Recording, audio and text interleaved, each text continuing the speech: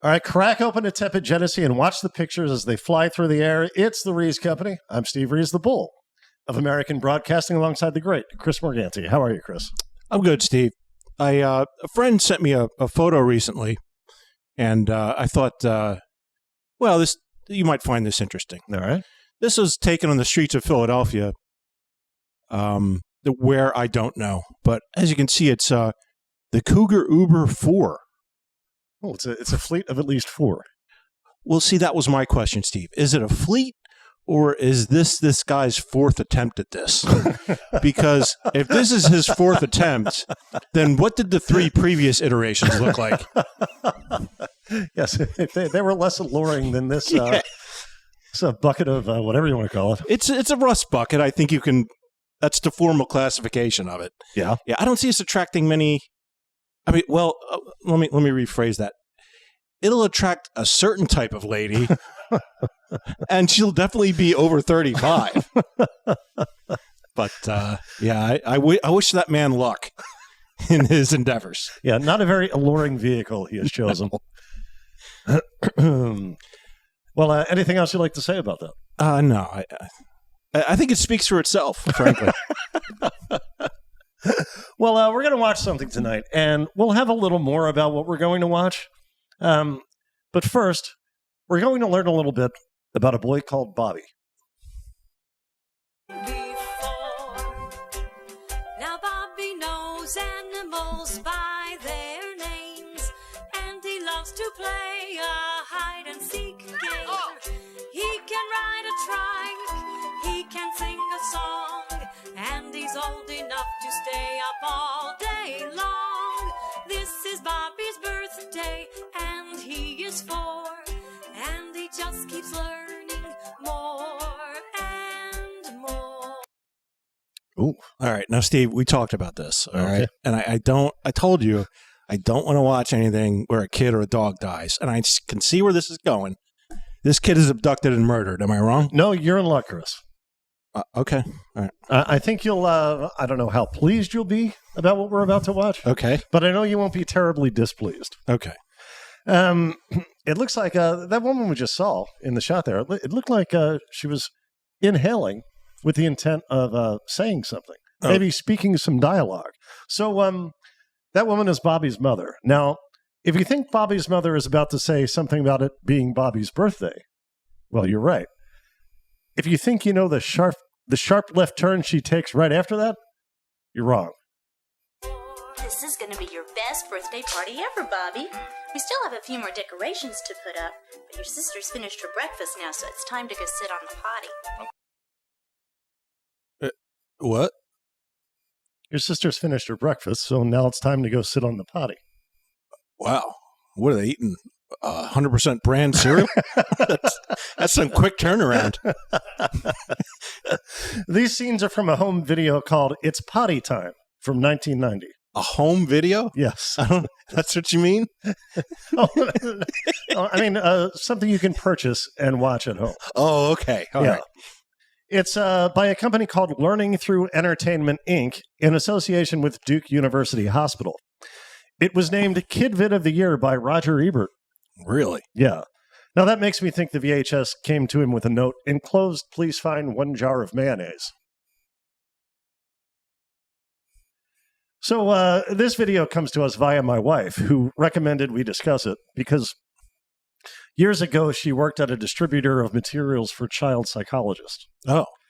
And a box full of copies of this video arrived, but it didn't really suit the market that they were aiming for. So they decided not to make it available to clients. People with taste? Was that their market?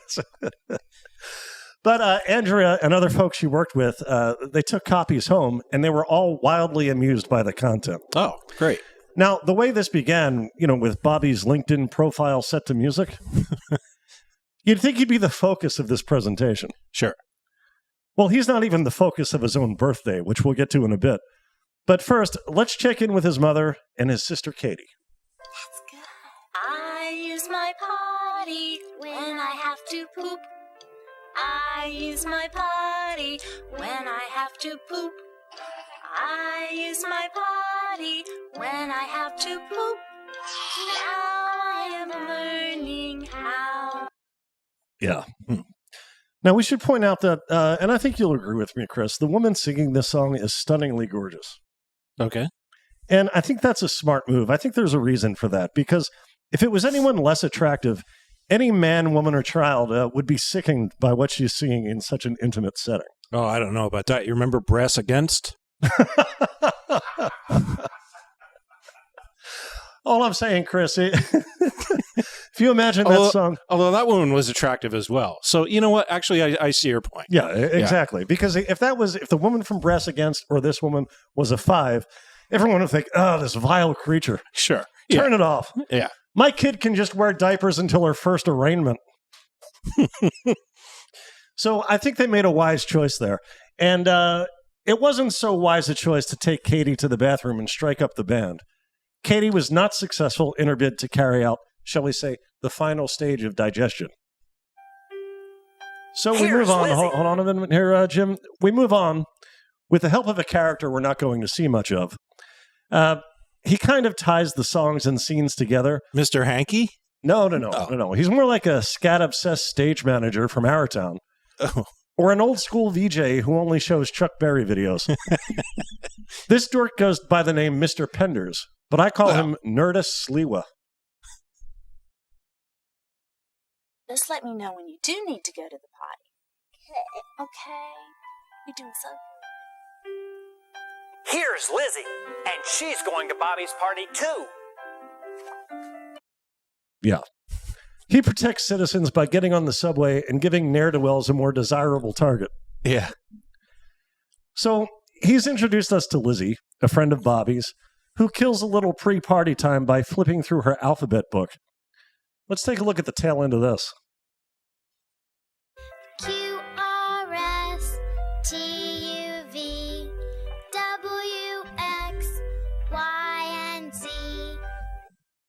You see that?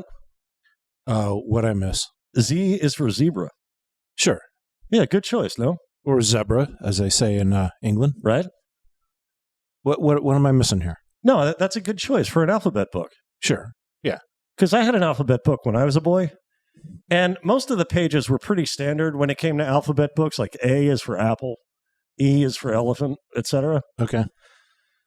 When it got to Z, do you know what word it chose to represent the letter Z? I don't. What? Okay, I'll tell you. Zither. What? Zither. What does that mean? It's a musical instrument. Oh, yeah. Okay. It's like a handheld harp that you hold like a guitar. Yeah. Zither. A lot of good that did for my vocabulary as a 5-year-old. Sitting around my kindergarten class waiting for someone to mention the Carter family. You know, Zeppelin would have been a good choice, too. Kids love those things. Yes. Yeah. Well, a zebra or Zeppelin, kids love them. I agree. A zither is an very odd choice. Zoo? Did you think I would... Why did you pause? Did you think I would guess that? I thought maybe you would guess something, but I wasn't. I was giving you an opportunity in case okay. Yeah. You had any ideas. Let's continue with Lizzie. Along with me. Lizzie, before we leave for Bobby's party, you need to go to the potty. Okay, Daddy. You need any help? No thanks. I can do it myself. That's my girl. First, I put my book away. Then we'll go to the potty. When I use the potty, Dad's so proud of me. Wait, that's a different kid. Yes. Oh, okay. So there's 2 families here. Oh, well, yes. Oh, okay. All right. She's a friend of Bobby's. She was about to attend. The people already know. So, yes. So that girl we just saw is not being potty trained then? No, she is a successful toilet user. Gotcha. Now, yeah, when she uses the potty, her daddy's so proud of her. Yeah. That turns out to be quite an understatement. The next part of the video has gone semi-viral over the years, but I think we should enjoy it anyway. Yay, Lizzie! She is a super duper pooper. Mm. She can potty with the best. No more diapers to get in her way. We are very impressed. She is a super duper pooper. She knows when she has to go. Take a bow, she's a big girl now. She's the best pooper we know. Yeah. Now, Chris, you're a parent. Yeah. Parents do make a big deal out of it when a child learns to use the toilet. Yeah, I suppose. Yeah. I don't really remember doing a song and dance routine myself, but yeah, I don't know. Now, do you happen to know why it's such a big deal? I mean, to you seem fairly, well, it's a part of life, that sort of thing. But a lot of parents, they do get, I mean, not to this level, but they do get very congratulatory and braggadocious when their child accomplishes this feat. Is it because they're just relieved that the diaper changing era is over? I suppose that's what it is. It's Yeah. probably a selfish celebration of their child's accomplishment. Yeah, I guess that's what it is. Because I don't really remember a moment like that, and I think it's because changing diapers wasn't really that big of a deal to me. You know, I had dogs my whole life. I was always scooping up their poop, so it was never a thing that bothered me. So maybe that's why I don't have these memories. Okay, or planned any choreography. Let's continue. The party's about to begin. Come on, let's go.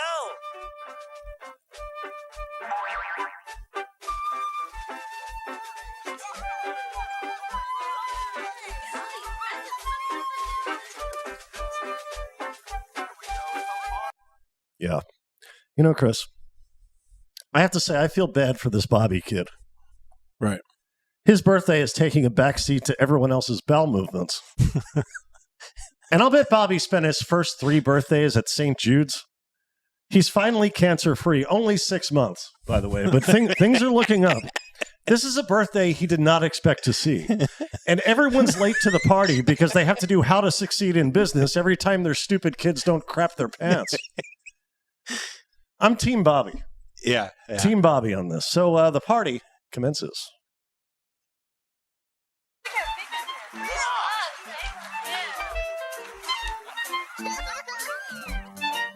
I'm a clown.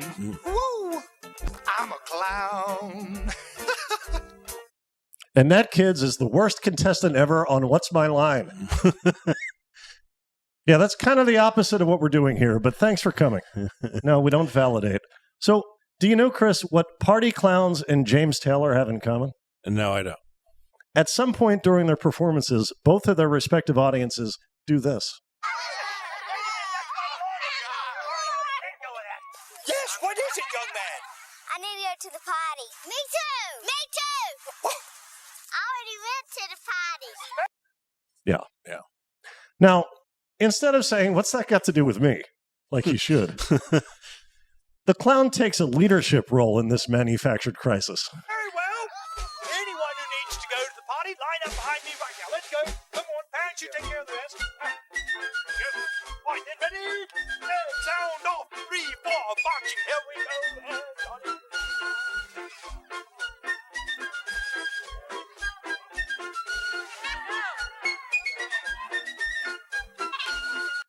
Yeah, hopefully he's leading them to that rumored final scene of The Day the Clown Cried. Look, kids, I don't show up to your preschool and demand to use the toilet, all right? Don't interrupt my show. What he does is he waits outside the bathroom as each boy takes his turn urinating. Really? And then there's a song that about... sounds like the kind of thing that would get you investigated by the police. Well, what he's doing, he's making sure that it's orderly, that there's one in at a time. Yeah, this is the job of a parent, not a day entertainer hired for 2 hours. And then there's a song about hand washing. And then we rejoin the party. Don't do it. Let's play ball. It's so easy when you try. You can do it, so can I. When you were a boy, Chris, did you like a good bouncy castle? I don't remember. I don't remember. I might be dating myself. Did they have those when I was a kid? Yeah, I don't know. I would say so because I grew to enjoy them, but my first experience wasn't too thrilling. Oh, okay. I don't know what I was. I was like 5, 6, and my mother and I were somewhere. I don't know where, but as we firmly established, it surely wasn't South Dakota. and there was a bouncy castle. So she got me a ticket, and I went in and just sat down. Yeah. Well, were you the only one there? Oh, no, there were other kids there. Probably half a dozen, and they're all jumping around like they're at a Badgers game, though nobody would have said that at the time. But I just kind of sat there because my mother, she didn't tell me to go in and enjoy the elasticity of the inflatable surface. I received no instructions at all, so I just sat there because I didn't want it to look like I would do something just because I saw other kids doing it. Yeah, I see. Yeah. Nonconformist. Yes. Yeah. Well, or yes. Making a statement. I Yes. like it. Or more conforming to the authority I was trying to appeal to. I gotcha. Anyway, that was the last clip we're going to see of It's Potty Time. It clocks in at barely 24 minutes, and they still have to repeat 3 of the songs to fill out the runtime. Oh, man. What now? Who did they? This was made for little kids, obviously. I don't know. I mean, I imagine. I can't imagine adults watching this and saying, "Oh, now I know how to teach my kid how to encourage my kid to use the toilet." Right. You would take a whole different tact if that were the goal. Right. Yeah. I guess it was to celebrate using a toilet so that kids would feel compelled to. Oh, yeah. So that makes sense. So as a parent, you don't want to have to do a song and dance number to Right. get your kid. So you pop in the tape and be like, oh, this is a big deal. So there you go. Yeah. Yeah. And you see how happy stop the crapping people your are. drawers. Yes, exactly. Yeah. And they see how happy the parents are when their kids do it successfully. And Yeah, they because think, your well, real parents are never that happy. Never. So that was It's Potty Time. Anything we didn't talk about you might like to talk about? No. Okay, in that case, I think we did it. I think we hit the goal. For Jim Corhan, Chris Morgani, I'm Steve Rizzeski. Oskiwawa. Holy Magano. Tigers. Eat 'em raw, we did it.